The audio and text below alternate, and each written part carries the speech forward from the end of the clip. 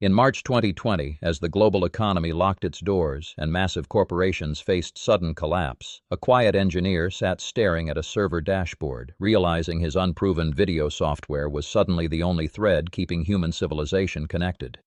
The streets outside were empty and terrified, but inside that glowing screen, the weight of the entire world was rapidly crashing down onto a single digital infrastructure. This was not a scenario any business school could have modeled or predicted. The system was absorbing millions of terrified new users by the hour, forcing a desperate real-time battle to keep servers from melting down, while the very fabric of society depended on the connection. That crushing digital load was the ultimate test of a system built in isolation, a trial by fire that would either forge a legendary market titan or break the platform entirely under the sheer volume of human need. Long before the world demanded his lifeline, Eric Yuan fought a lonely, brutal battle simply to step into the arena. As a young man in China, he envisioned a future where distance could not separate people, but the gatekeepers of the American tech industry repeatedly slammed the door in his face. The United States government rejected his visa application 8 separate times. 8 times he stood in line holding his paperwork, only to be told no. 8 times he felt the crushing weight of a dream being suffocated by bureaucracy, forced to walk away and wonder if his vision would die before it ever had a chance to breathe. Yet even after finally breaking through and securing a highly paid, comfortable position at a massive tech giant, he chose to throw his safety net away. He walked away from a lucrative career at Cisco, stepping back into the terrifying darkness of starting over. He did not leave to chase a larger paycheck or to stroke his own ego. He left because the software he was being paid to maintain was making people miserable, and the burning desire to fix that broken, frustrating user experience consumed him. He could not stomach the idea of forcing customers to use a product that brought them pain instead of connection, so he risked his entire livelihood to build something better from scratch. Trading that corporate security for a blank slate meant entering the most grueling training camp of his life, armed with nothing but an obsession for flawless video. Building Zoom was a quiet, agonizing grind far from the glamorous spotlight of Silicon Valley. He established a ruthless strategy centered entirely on simple joy, demanding that his team strip away every complicated menu, every messy login screen, and every frustrating barrier. The mandate was absolute, dictating that it had to take just one single click for a person to instantly see a loved one's face. Achieving that effortless simplicity required thousands of lonely, exhausting nights writing code in the dark. While competitors focused on selling complex bundles to corporate executives, this small team bled over the tiny hidden mechanics of video compression, ensuring that even on a terrible internet connection, a human smile would never freeze or break apart. The landscape Eric stepped into was already ruled by titans. Giant, unimaginably wealthy companies like Microsoft and Google stood like unbeatable heavyweights in the center of the ring. They had endless money, thousands of engineers, and immense power over the market. To everyone watching, Eric was just a small, tired underdog walking into a fight he could not possibly win. The shadow these massive corporations cast was terrifying, threatening to crush his fragile dream before it even took its first breath. Standing in front of those giants took a special kind of bravery, the kind born from quiet desperation. Every day, the towering presence of these massive competitors loomed over his small team. It felt like trying to move a mountain with bare hands. The industry expected him to fail, waiting for the moment the heavyweights would land a knockout blow and erase his work from memory. But Eric knew something the giants did not, a truth hidden in the simple way people wanted to connect. His strategy to fight back was not built on aggression, but on the pursuit of simple joy. While the massive tech companies built complicated, frustrating systems, Eric focused entirely on making a tool that just worked. He stripped away the confusing menus and the hard steps. He made sure that seeing a loved one's face required only a single click. This focus on delivering a seamless, happy experience became his greatest, most unexpected weapon in the fight for survival. He did not try to win by shouting louder than the giants or spending more money on flashy advertisements. Instead, he won by making people smile. Small schools and local shops started using his platform because it never let them down. Teachers could talk to students without the screen freezing, and families could laugh together without the call dropping. Word spread quietly but powerfully, driven by the pure relief of using something that actually did what it promised to do. That quiet foundation of simple joy was about to be tested by the most terrifying event of our lifetime. Without warning, the world simply stopped. The pandemic struck with brutal force, locking billions of people inside their homes in a state of deep collective shock. Suddenly, Eric's quiet training gym was transformed into the biggest, most terrifying stage on Earth. This was no longer just a video tool for office workers trying to hold a Tuesday meeting. It instantly became the only lifeline humanity had to stay together in the dark. The silence of the empty streets was matched only by the desperate scramble to find a way to reach out. Schools shut their physical doors, businesses went completely dark, and families were forcibly torn apart by quarantine lines. In a matter of days, the entire weight of human connection shifted onto Eric's shoulders. The platform he built for simple joy was now the emergency heartbeat of a frightened, isolated planet. What followed was the sheer, raw terror of trying to scale a massive mountain overnight. Millions of panicked people were rushing through the digital doors all at once, seeking comfort and connection. The numbers were exploding so fast, they defied all logic, jumping from 10 million to hundreds of millions in a blink.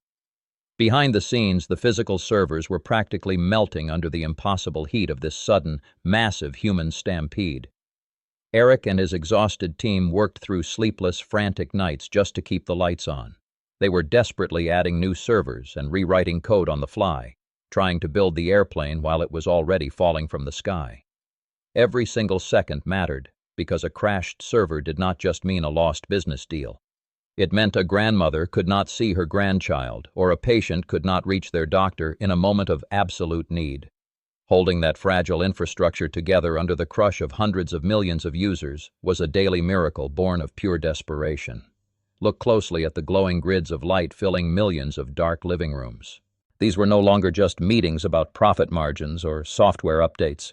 They were a bride in a white dress, standing in a cramped apartment crying tears of joy as her family watched from 1,000 miles away. They were the quiet, heavy sobs of a virtual funeral, where grieving children could only touch a glass screen to say goodbye to a parent. They were the brave, confused smiles of isolated kids trying to learn math while sitting at kitchen tables, cut off from their friends. Eric Yuan and his exhausted team were suddenly holding the fragile, beating heart of the entire world. Every single day, the servers carried the weight of human tears, laughter, and overwhelming fear. The platform had become the only bridge keeping society from completely falling apart in the dark. It was a beautiful, terrifying responsibility, and the pressure on the founder was heavier than any business leader had ever faced. But when a fighter is forced into the brightest spotlight, every weakness is instantly exposed to the enemy. As millions flooded the system, bad actors discovered the unlocked doors that were originally meant to make joining a call effortless. Intruders suddenly burst into classrooms and private meetings, shouting vile things and sharing horrific images. The global news cycle turned vicious overnight, screaming headlines about privacy violations, stolen data, and a platform completely out of control.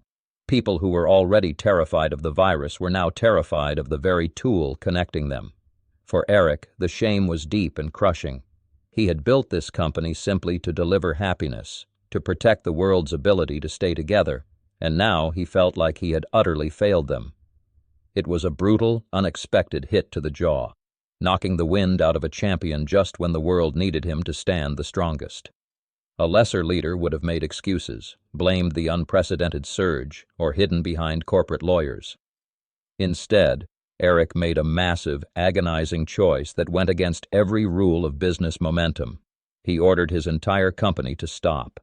All work on new features was completely halted. There would be no new tools, no new interface designs, no chasing the explosive revenue growth.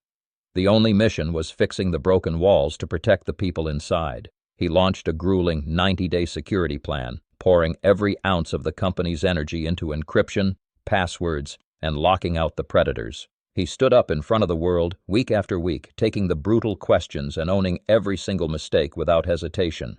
That 90-day security lockdown saved the platform from total collapse. By shifting all engineering power to basic safety, the company transformed its weakest link into an impenetrable shield, proving to global institutions that they could once again be trusted with the world's most sensitive secrets. Slowly, the dark storm began to clear. Schools stayed online, hospitals conducted safe remote visits, and families kept talking. The explosive, chaotic growth finally stabilized into a steady, reliable rhythm. Eric had taken the absolute worst punches the market and the media could throw, absorbing the blows and refusing to stay down. He looked like a fighter at the final bell, bruised and deeply exhausted, but standing tall in the center of the ring. He had not just saved his business, he had saved the vital connection of humanity itself. The collective relief was profound, replaced by a quiet admiration for a man who walked through the fire to keep the lights on for everyone else.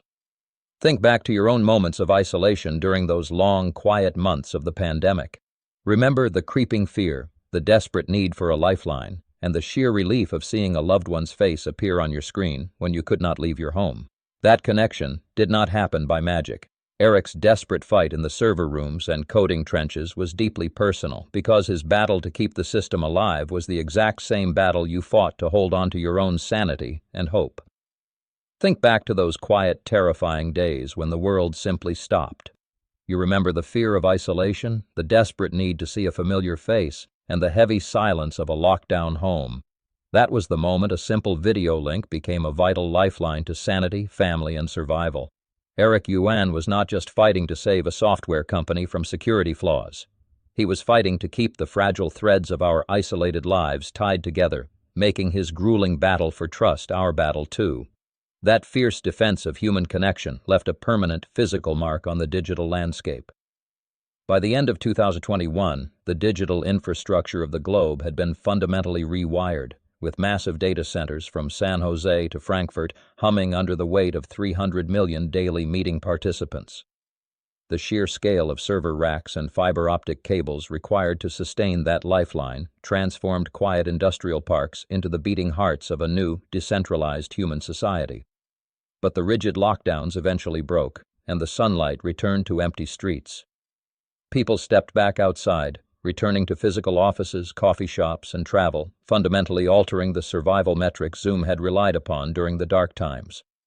Eric now faced a completely different strategic puzzle, having to figure out how to ensure a tool built for total isolation remained essential in a world that was rapidly reopening. He engineered a massive pivot toward hybrid work, transforming the platform from a temporary emergency room into a permanent bridge between the physical and digital office. This meant building out complex cloud phone systems, smart conference room integrations, and team chat functions that could seamlessly hand off a conversation from a morning commute to a corporate boardroom. It was a high-stakes bet that the traditional 9-to-5 desk job was dead forever, replaced by a fluid, scattered workforce that still demanded instant, frictionless collaboration. Yet transforming a scrappy startup into a foundational pillar of the global economy carried a brutal, unseen cost. Inside the company's headquarters, the adrenaline of the emergency years gave way to a deep collective exhaustion. Engineers and executives alike carried the invisible scars of working 100-hour weeks, their nervous systems frayed from the relentless pressure of holding up the communication grid for the entire planet. The operational reality of scaling so violently meant thousands of new employees were hired, onboarded, and burned out in a blur of endless virtual meetings. Eric himself bore the heavy, isolating burden of a leader who had achieved his ultimate dream, only to find that catching the lightning bolt of global dominance leaves you with permanent burns. The sheer gravity of managing a massive global company, while constantly defending against fierce new rivals, stripped away the simple joy of coding that had sparked his journey in the first place.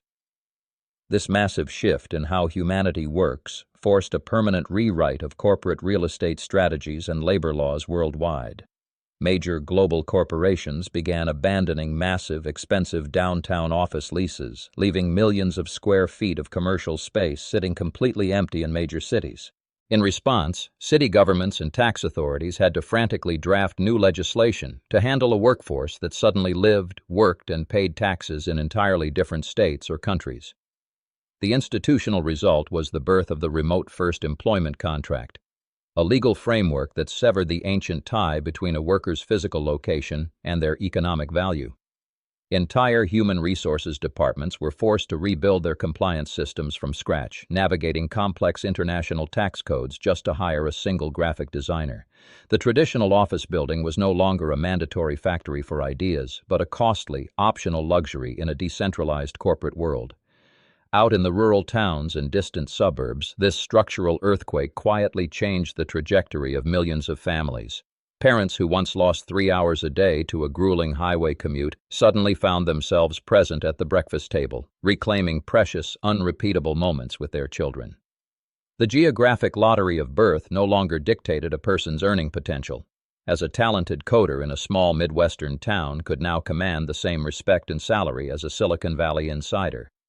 But this new freedom also brought a profound, lingering loneliness to a generation of young workers entering the labor force. Without the casual mentorship of a bustling office or the spontaneous friendships forged in break rooms, many fresh graduates found themselves starting their careers staring at a grid of silent, muted squares in a quiet bedroom.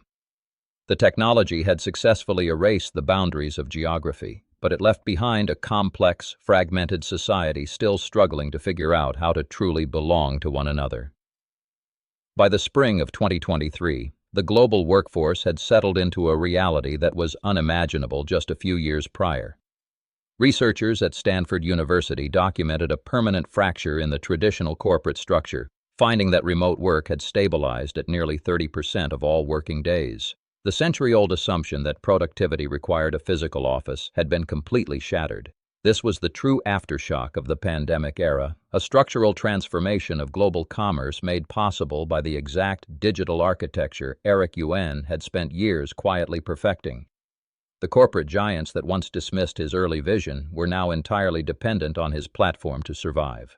Zoom was no longer just a piece of software, but the invisible infrastructure of a decentralized economy. The brutal overnight scaling, the painful security overhauls, and that relentless 90-day fight for trust had forged a system resilient enough to hold the weight of a changed world. The fundamental geography of business had been permanently redrawn, replacing concrete skyscrapers and closed boardrooms with a global digital grid. Long after the frantic 90-day security sprints faded and the sudden weight of global reliance settled into daily routine, the true legacy of Eric Yuan's relentless grind remains glowing on billions of screens. It is that simple blue camera icon, a quiet testament to a journey that began with a lonely coder's desperate wish to bridge a 10-hour train ride. What started as a personal struggle to close the distance between two people ultimately became the fragile, vital thread that held a fractured world together.